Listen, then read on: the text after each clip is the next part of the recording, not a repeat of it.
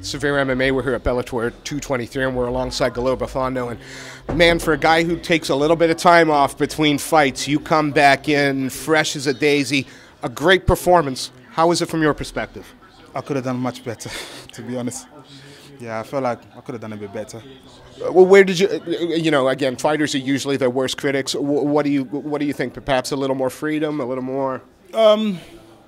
First of all, we had a change of an opponent, so the style that I was practicing with for my other opponent is a bit different for this one. So I had to limit so much of my spinning techniques because it would guard it and take me down. So I had to be a bit more basic.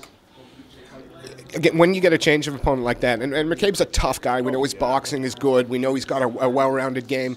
Was there any concerns with the short notice fight against a guy like him, or was nothing going to keep you from this cage? Nothing was going to keep me for the cage, but there was concern because it's totally different style.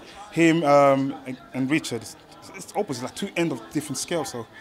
So I had to shift my mind from one to another.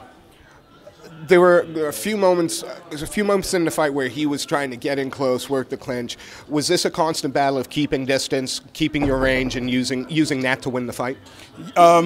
Yes, and the battle was more within myself as opposed to my opponent. So at those times where I kind of let off the gas, the battle was within myself. You know, just getting reintroduced to these elements of combat that I haven't been exposed to in a while. So I was like, oh, so this is how it feels like. Oh, I wonder what, it was just. Again, your striking was on point, and again, I know with teammates like MVP, it allows you to work that almost point style that you're using. Yeah. How useful, how good is it to be training with the London shooting the guys down? Oh there? my God! You mean it? Amazing. We have some of the most greatest coaches. They take you. They take what you have and they just modify it in a way you can incorporate that in MMA. They don't take things away from you. Just take what you have and then, just teach you how to incorporate in MMA. Again, you're a harsh critic on yourself. 17 months out of the cage, coming in 17? Again, 17, maybe a bit more. And again, you had a great, one-on-one in the UFC. The fact that you fought some tough guys, yeah, you really have. And this fight was no different. Are you going to take another 17 months or? No, definitely not.